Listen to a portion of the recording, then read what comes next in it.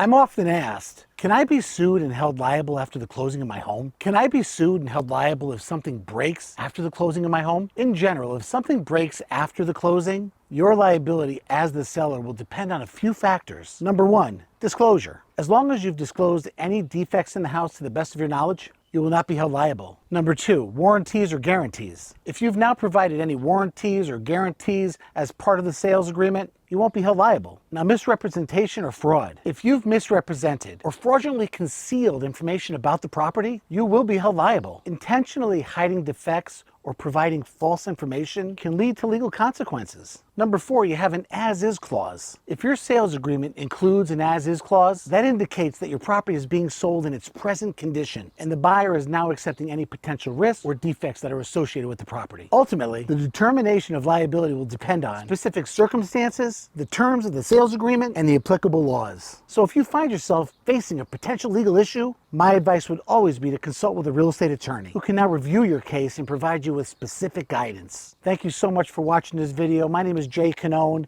You can call or text me at 203-209-2529 or email me at jay@jaycannone.com. Thanks again for watching this video. Have a great day.